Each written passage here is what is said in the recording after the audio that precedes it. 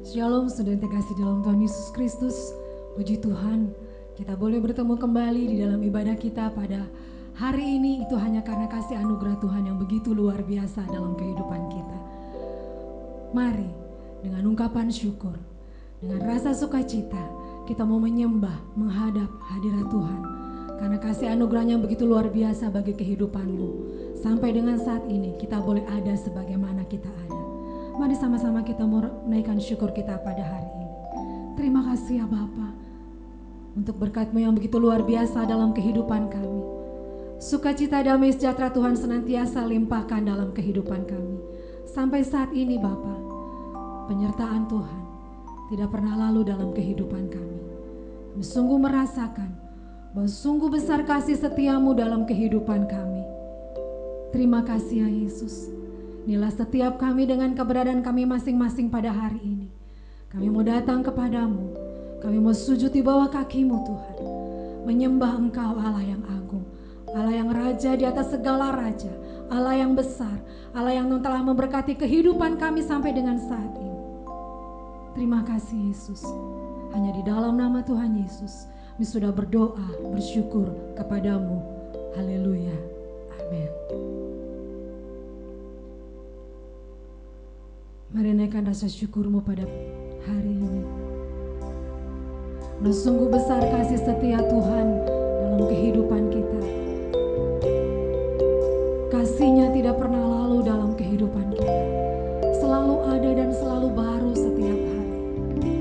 Sungguh bersyukur Bapa. Haleluya. Terima kasih Yesus.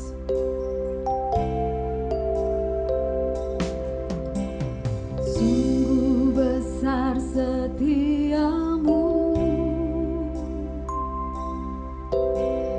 nyata di sepanjang hidupku. Darah-Mu telah layakkan kehidupanku.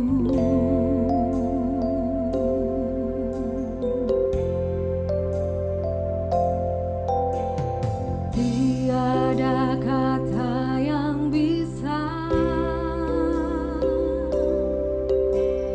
lukiskan indahnya Kau Tuhan. Bagi-Mu segala pujian dan kemuliaan.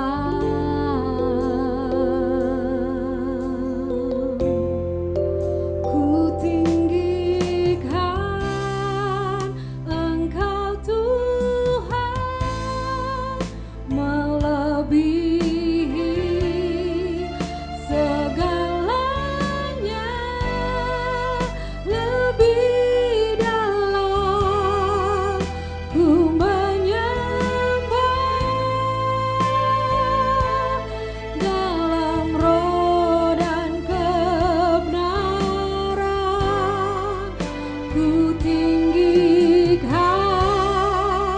Engkau Tuhan, melebihi segalanya. Lebih dalam ku menyembah, dalam roh dan kebenaran selamanya.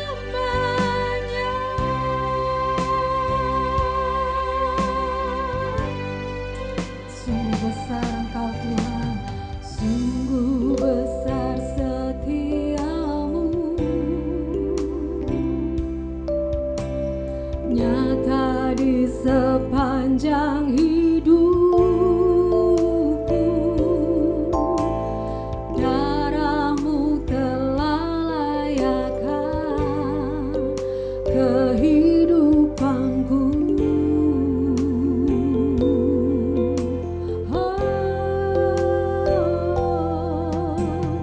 Tiada kata yang bisa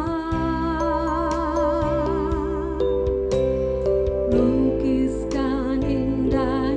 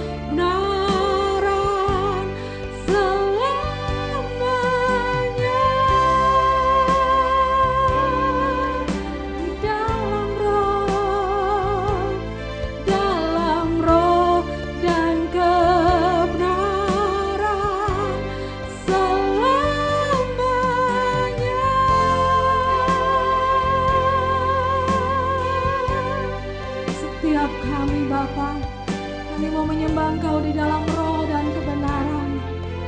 Kami terus mau tinggikan Engkau Tuhan. Haleluya.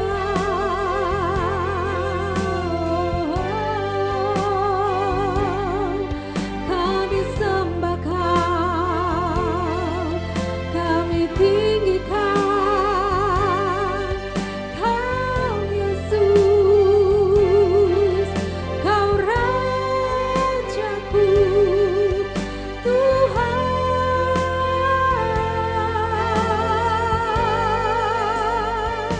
Kami sembah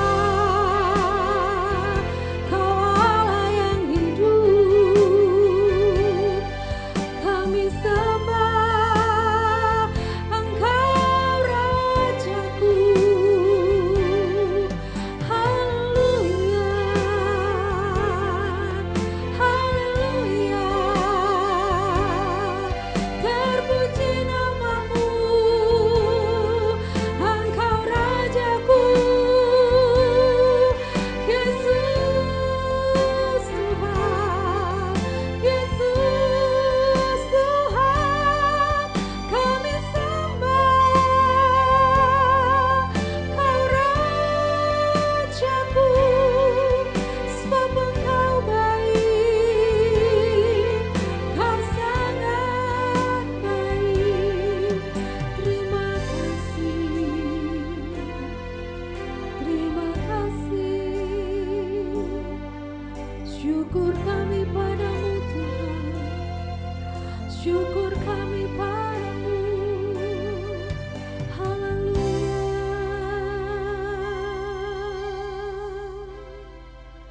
Ku tinggikan Engkau Tuhan, melebihi segalanya,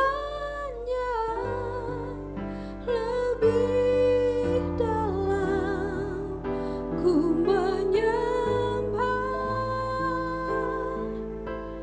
dalam roh dan kebenaran. Ku tinggikan Engkau Tuhan, melebihi segalanya, lebih dalam ku menyembah dalam roh dan kebenaran selamanya.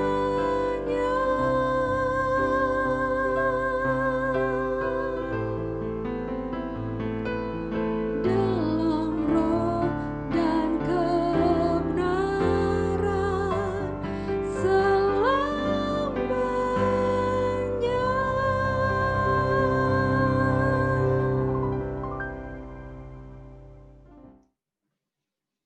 Shalom Bapak Ibu sekalian, dimanapun Bapak Ibu berada. Kesempatan pada saat ini kita berjumpa kembali dalam kebenaran firman Tuhan. Selamat berjumpa kembali dengan saya, Pendeta Dr. Lai Amin. Terima kasih berkesempatan yang telah diberikan kepada saya, kepada Bapak Gembala, Bapak Yosua Amriaji, beserta staf. Baik, saudara yang kasih dalam Tuhan, saya akan membacakan dalam Mazmur 90 ayat yang ke-12. Demikian bunyi firman Tuhan. Ajarlah kami menghitung hari-hari kami sedemikian, sehingga kami beroleh hati yang bijak. Saudara yang kasih dalam Tuhan, ayat ini atau konteks Mazmur 90 ini adalah hasil karya yang ditulis oleh Musa, ya, ribuan tahun yang silam sebelum Masehi tentunya, ya, kurang lebih 1440 tahun sebelum Masehi. Mazmur 90 Mazmur 90 ayat 12 ini adalah berbicara tentang pengalaman hidup Musa, ya, ketika Musa memimpin bangsa Israel keluar dari perbudakan di Mesir. Musa melihat fakta atau realita hidup, Bapak Ibu sudah yang kasih dalam Tuhan. Musa melihat fakta atau realita hidup orang-orang Israel yang keluar dari Mesir yang dipimpinnya. Ya. Fakta kehidupannya adalah bangsa Israel ini maksudnya ternyata mengalami kematian dalam perjalanan menuju ke tanah perjanjian. Ya. Sehingga Musa berkata, ayat yang ke-10 sebelumnya ya, Mazmur 90 ayat yang ke-10. Sebentar saya bacakan, Bapak Ibu. Mazmur 90 ayat 10, demikian, masa hidup kami 70 tahun, jika kami kuat 80 tahun, dan kebanggaannya adalah kesukaran dan penderitaan, sebab berlalunya buru-buru, dan kami melayang lenyap. Lalu loncat ke ayat 12, saudaraku. Ajarlah kami menghitung hari-hari kami sedemikian, sehingga kami beroleh hati yang bijaksana. Berangkat dari fakta hidup, maka Musa berdoa dan meminta supaya ajarlah kami menghitung hari-hari kami sedemikian, sehingga kami beroleh hati yang bijaksana. Saudaraku, mengapa Musa berkata, ajar kami menghitung hari-hari? Supaya beroleh hati yang bijaksana. Apa hubungannya hati yang bijaksana? Tentu Musa melihat realita hidup, saya ulangi ya. Tentu Musa melihat fakta atau realita hidup bahwa manusia atau orang Israel yang dipimpinnya pada waktu itu keluar dari perbudakan Mesir, satu demi satu mengalami kematian.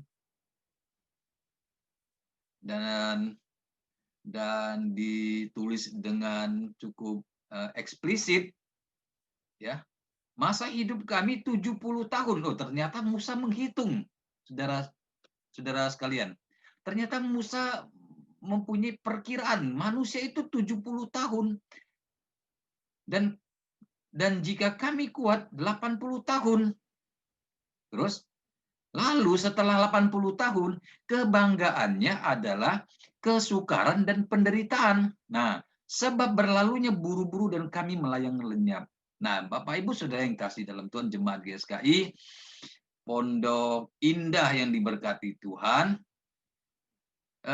saya tidak sedang menakut-nakuti Bapak Ibu melalui renungan firman Tuhan pada saat siang hari ini atau pada saat ini. Tapi tentu saja kita boleh sama-sama belajar dari merenungkan bagaimana ya supaya kita memperoleh hati yang bijak ini. Nah, kalau kita mengacu kepada tulisan ini, Mazmur 90 maksud saya, apa yang dihasilkan karya Musa ini, sekali lagi ya, saudaraku, ini bukan hasil perenungan Musa saja, ini bukan hasil semedi atau bertapa, tapi ini hasil dari fakta hidup yang dilihat oleh Musa.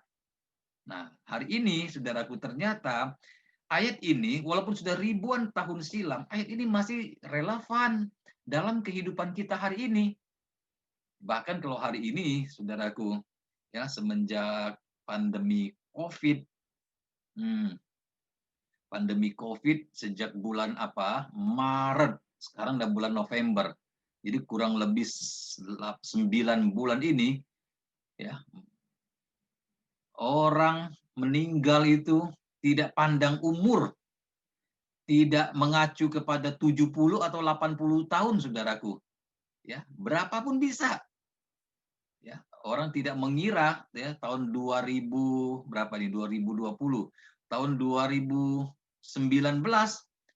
orang tidak mengira tahun 2020 bulan Maret akan ada pandemi Covid yang begitu apa namanya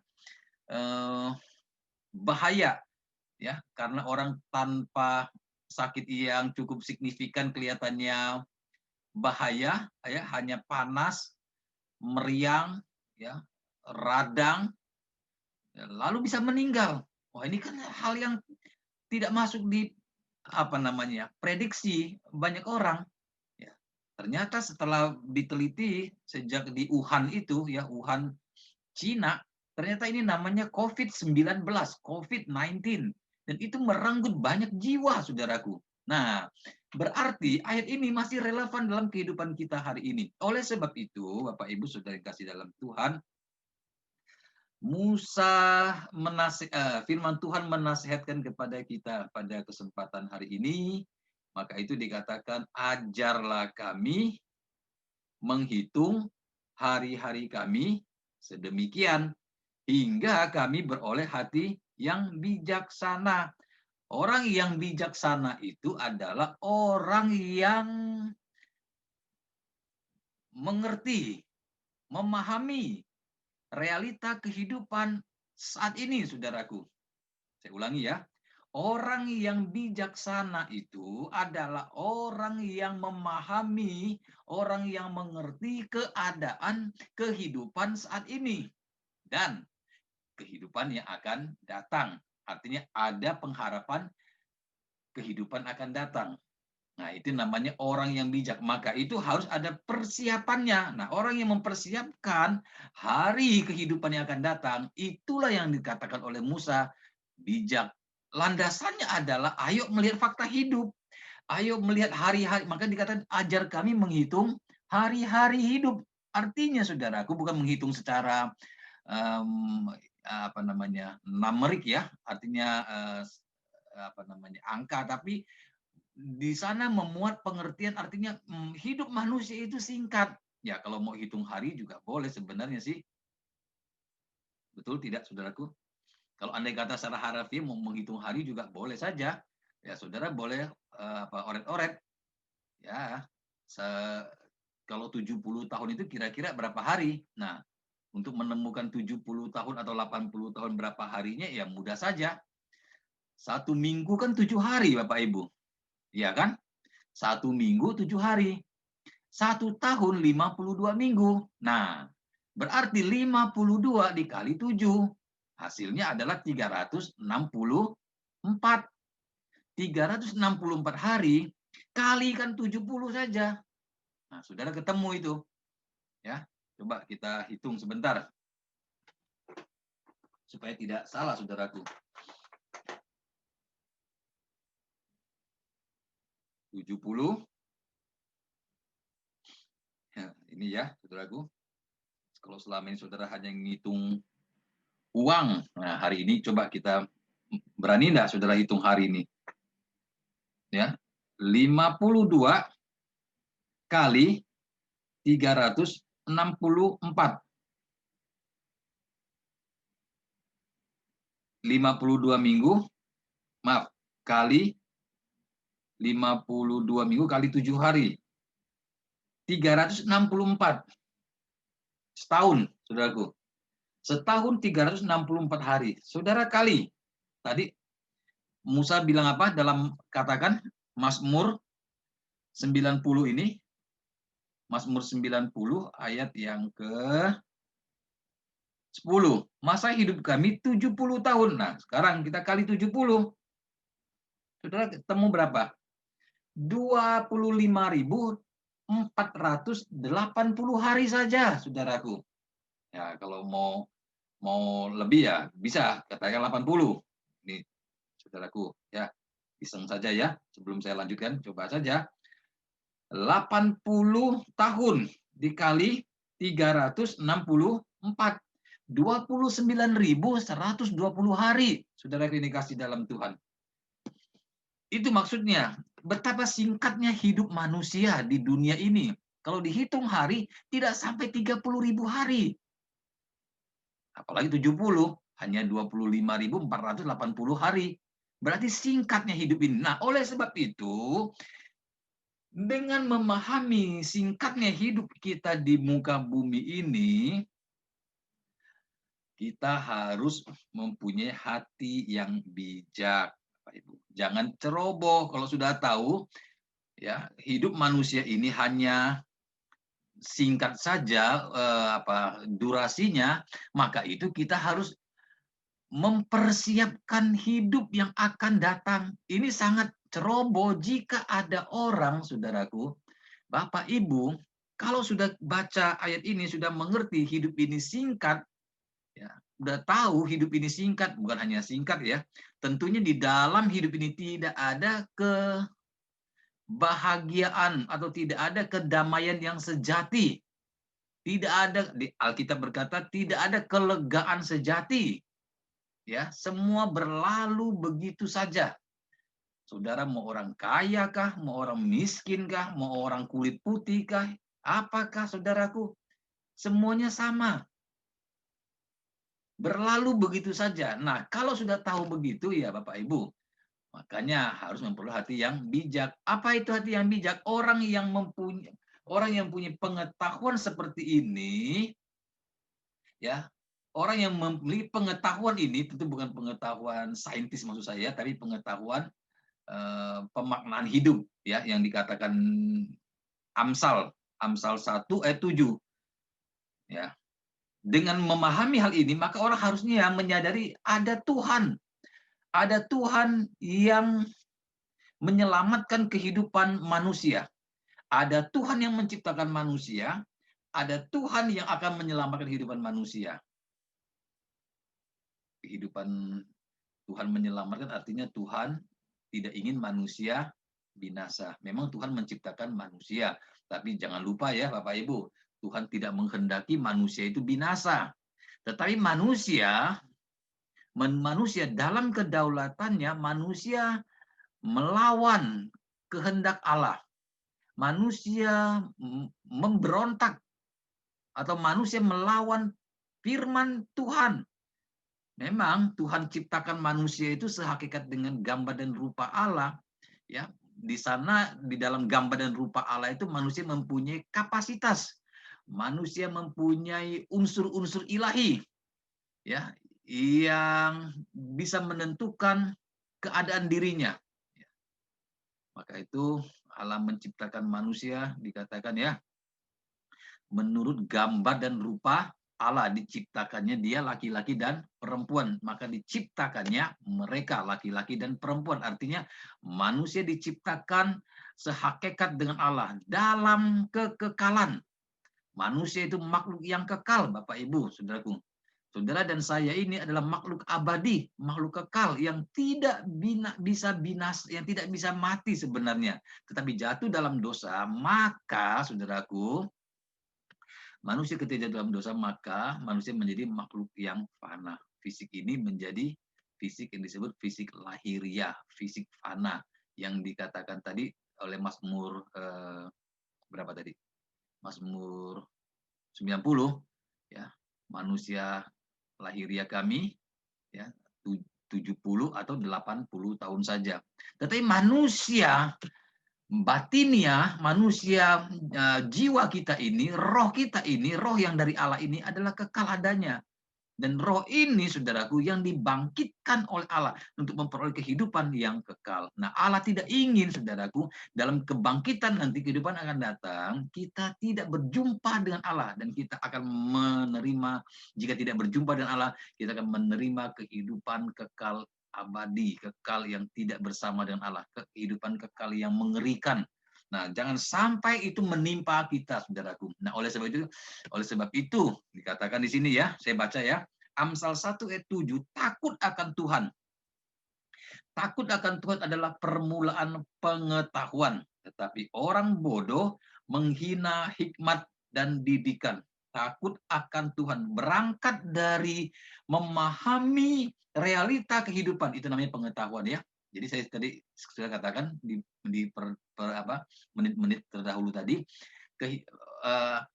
pengetahuan yang dimaksud di sini adalah kebijaksanaan. Bijak di sini artinya orang yang memahami, mengerti tentang kehidupan saat ini dan kehidupan akan datang. Jangan main-main saudaraku ya.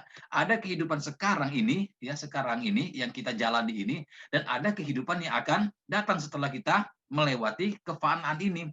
Nah, itulah sebabnya saudaraku, mengapa banyak ayat-ayat Alkitab menasehatkan kepada kita, khususnya dalam hari ini saya banyak membaca dari Perjanjian Lama. Nah, sekarang saudaraku, saya ingin saudara membaca atau saudara perhatikan saya saja Amsal 1 ayat 4. Apa bunyinya? Amsal 1 ayat 4 dan ayat 5.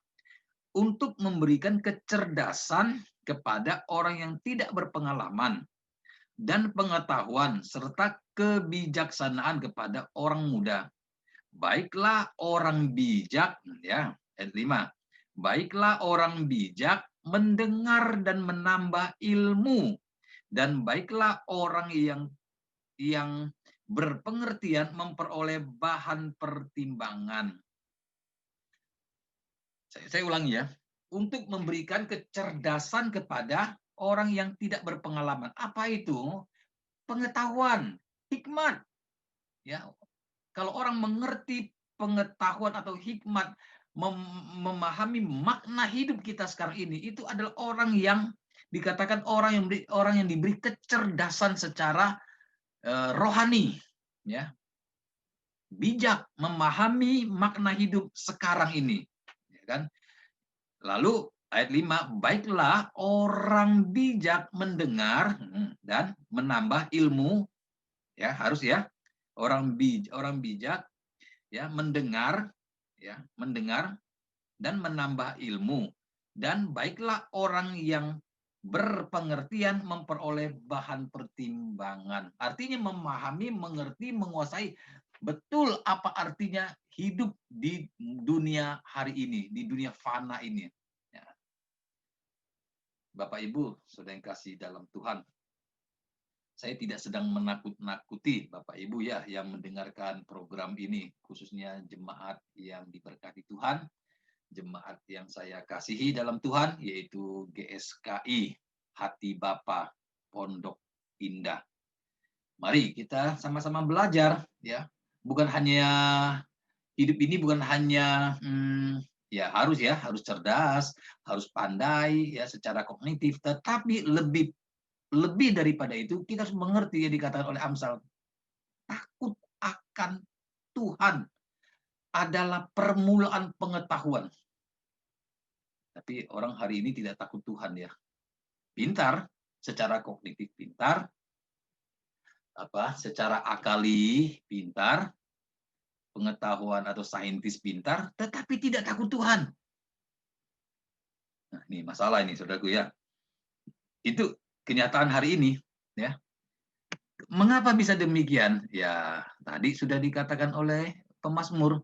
Mari kita minta supaya kita menghitung hari-hari hidup, supaya kita berhati yang bijak. Ayo sadari saudaraku, yang dibutuhkan sekarang ini bukan hanya kepintaran secara kognitif, tetapi hati yang bijak, artinya kecerdasan rohani yang mampu memahami, memaknai hidup yang sesungguhnya. Ketika kita menyadari bahwa hidup ini fana, ya. Sudah kita hitung tadi kan, tidak lebih dari 30.000 hari. Lalu kalau sudah tahu umur manusia tidak lebih dari 30.000 hari, what next? Itu pertanyaannya. What next? Apa yang harus kita lakukan? Bagaimana sikap kita terhadap Tuhan? Apakah kita mengabaikan saja? Atau masa bodoh saja? Atau tidak mau tahu sama sekali tentang kehidupan yang datang? Wah, jangan saudaraku. Jangan Bapak Ibu saya kasih dalam Tuhan. Jangan seperti orang yang tidak mengerti kebenaran. Orang yang masa bodoh. Justru hidup ini adalah kesempatan kita mempersiapkan kehidupan yang akan datang. Bagi saya ya Bapak Ibu sudah yang kasih dalam Tuhan, simpel saja sebenarnya. Kan sudah tahu hidup kita ini kan pasti akan ada akhirnya, ada ujungnya. Ya, ada lagunya itu ya. Ada lagunya ya, ada nyanyiannya. Kalau masih ingat saya coba nyanyikan sebentar.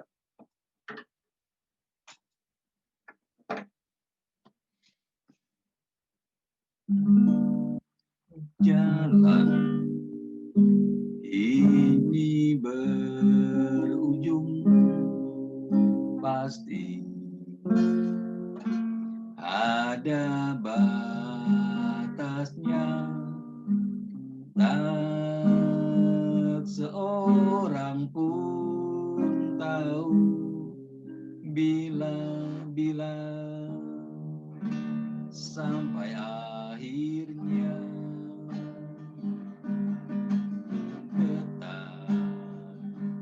Detak jantungku, getar denyut nadiku, semua hembusan nafas ini usai waktunya nanti.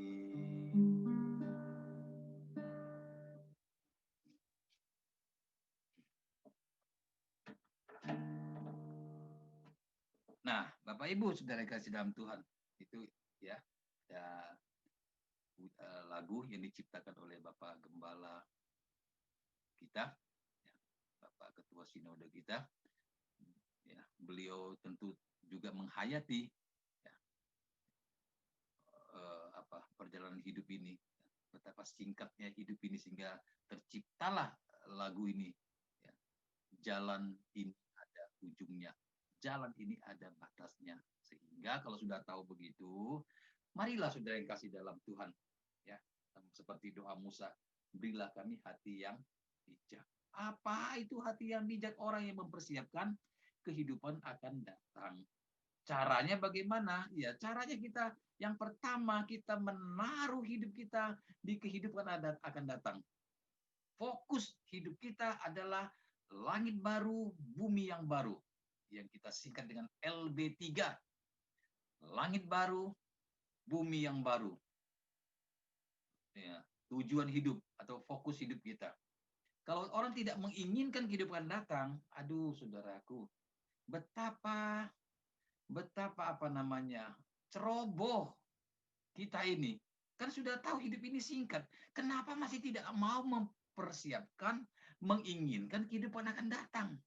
Ada orang yang bilang, Pak Pendeta, kalau tidak ada surga bagaimana Pak? Lah, kalau tidak ada surga, tidak usah kita persoalkan, saudaraku. Bukan urusan kita.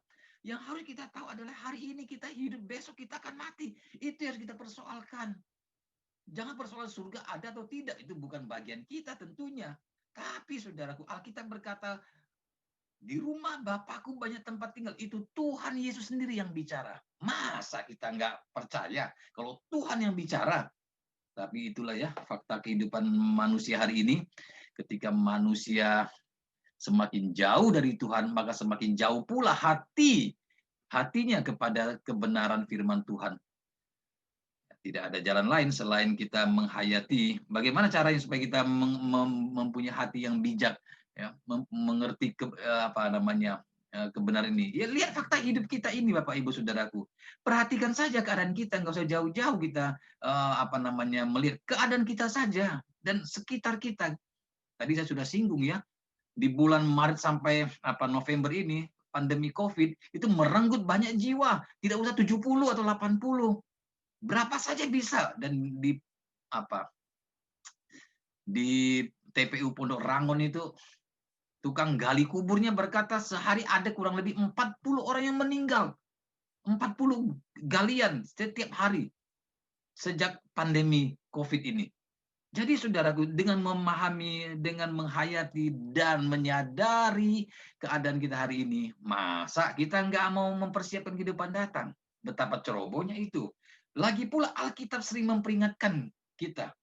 Tapi kalau saudara tidak mau, ya Tidak bisa juga ya, apa namanya, kalau tidak mau berubah ya tidak bisa juga, karena Tuhan pun tidak bisa merubah seseorang selain orang itu sendiri.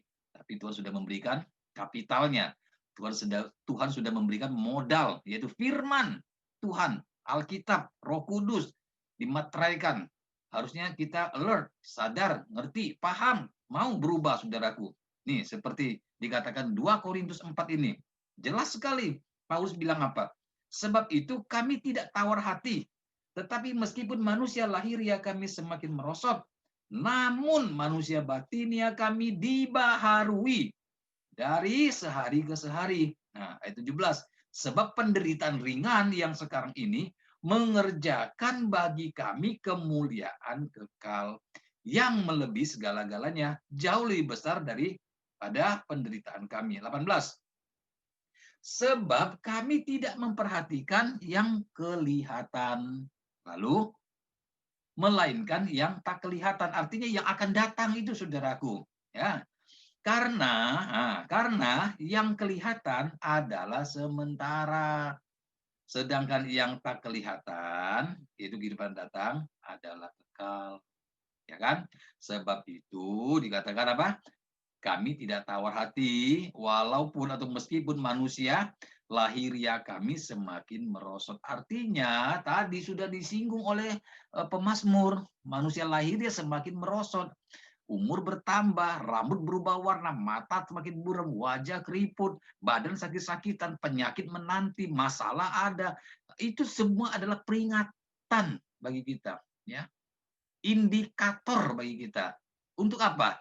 Untuk melihat realita hidup supaya kita memperhatikan bijak. Artinya kita mempersiapkan kehidupan akan datang yang telah disediakan oleh Tuhan kita Yesus Kristus, saudaraku. Nah, itu ya, Bapak Ibu. Ya, saya baca lagi, ada ayatnya nih, Pengkhotbah 12 ayat 1. Ingatlah akan penciptamu pada masa mudamu, sebelum tiba hari-hari yang malang dan mendekat tahun-tahun yang kau katakan tak ada kesenangan bagiku di dalamnya. Pengkhotbah ini kemungkinan ketika ayat ini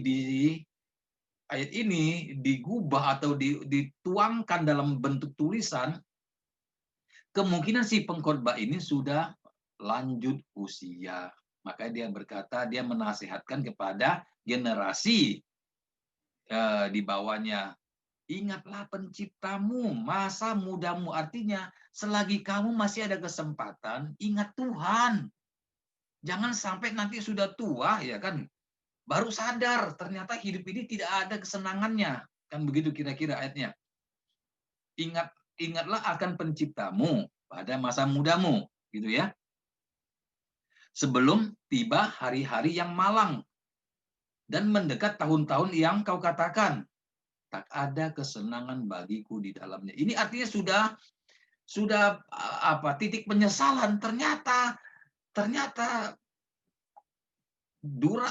perjalanan hidup selagi masa muda sampai tua, kalau tidak kita persiapkan setelah tua, kita baru menyadari, ya, baru orang sadar ternyata hidup ini tidak ada kesenangannya. Nah, alangkah bijaknya, maksud saya, alangkah bijaknya kalau selagi masih ada kesempatan kita menyadari bahwa hidup ini tidak ada kesenangannya. Jangan sampai udah tua, saudaraku, baru menyesal, tidak berkualitas itu.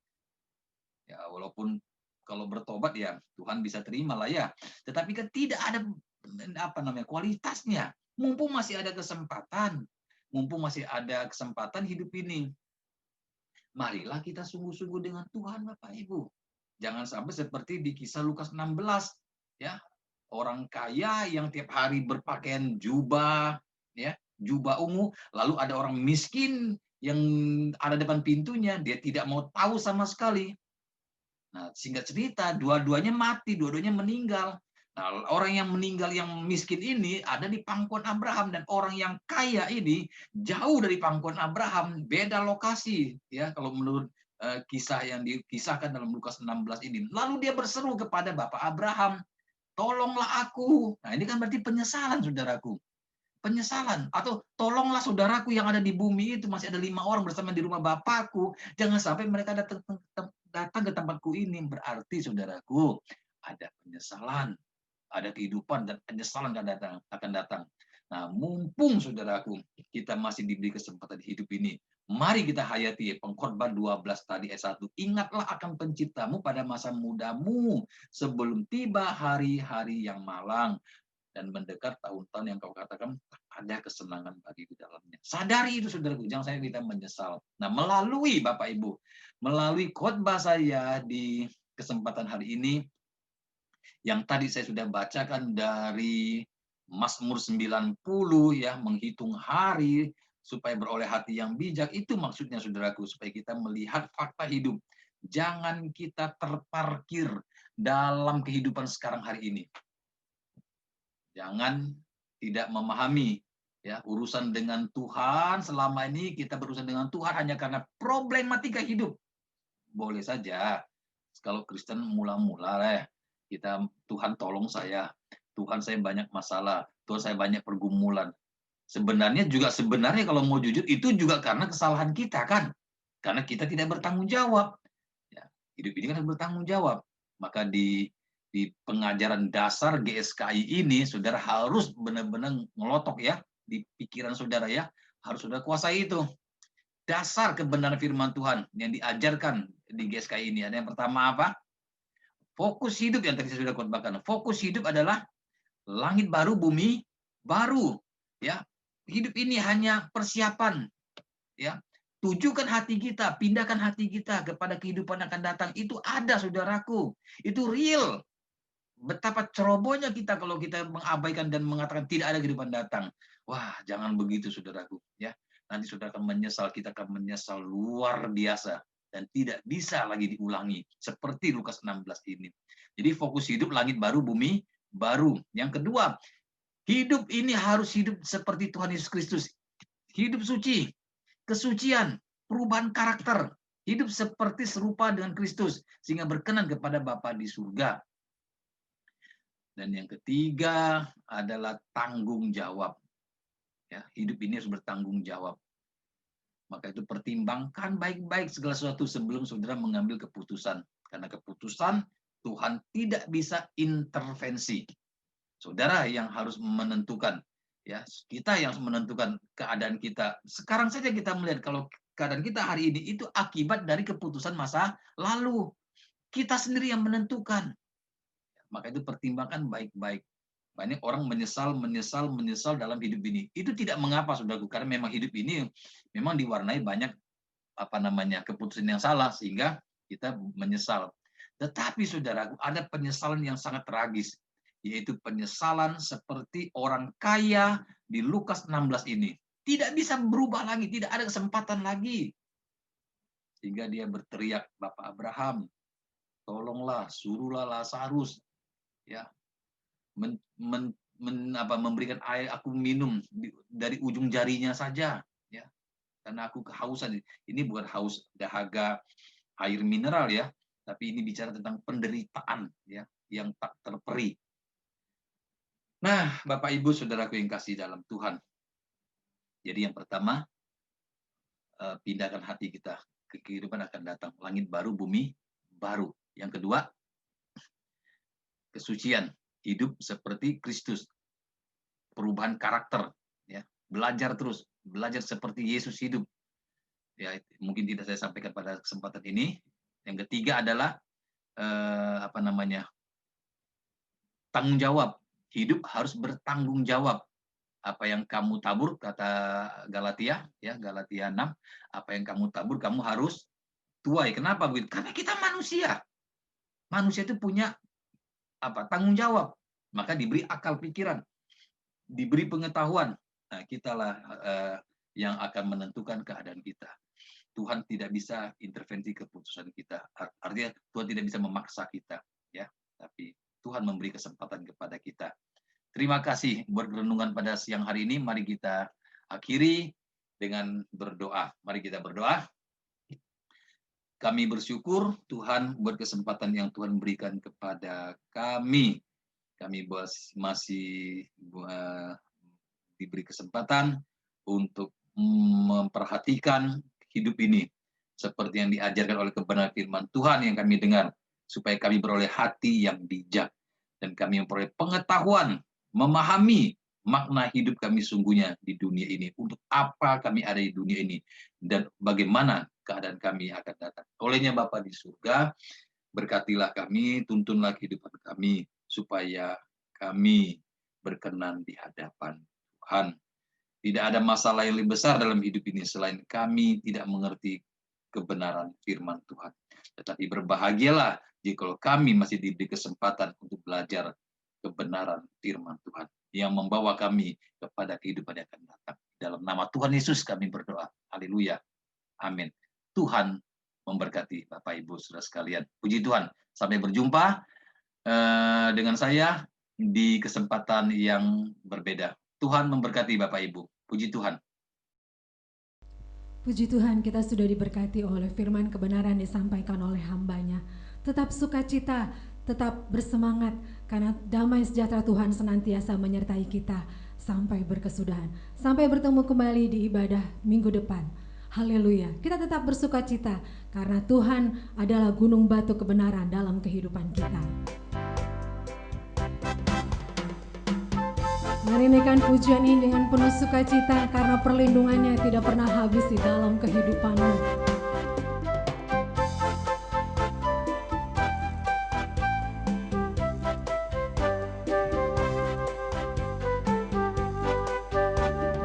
Badai topang dunia, Tuhanlah perlindunganmu. Kendati goncang semesta, Tuhanlah perlindunganmu. Baik siang maupun malam gelap, Tuhanlah perlindunganmu. Niscaya takutmu lenyap, Tuhanlah perlindunganmu. Ya Yesus gunung batu di dunia, di dunia, di dunia. Ya Yesus gunung batu di dunia, tempat berlindung yang teguh. Ya Yesus gunung batu di dunia, di dunia, di dunia. Ya Yesus gunung batu di dunia, tempat berlindung yang teguh. Tuhanlah tempat perlindungan kita dan kekuatan kita. Mari kita percaya kepadanya. Haleluya. Dan biar badai menyerang, Tuhanlah perlindunganmu. Padanya kau tetap tentram, Tuhanlah perlindunganmu. Ya Yesus gunung batu di dunia, di dunia, di dunia. Ya Yesus gunung batu di dunia, tempat berlindung yang teguh. Ya Yesus gunung batu di dunia, di dunia, di dunia. Ya Yesus gunung batu di dunia, tempat berlindung yang teguh, tempat berlindung yang teguh, tempat berlindung yang teguh.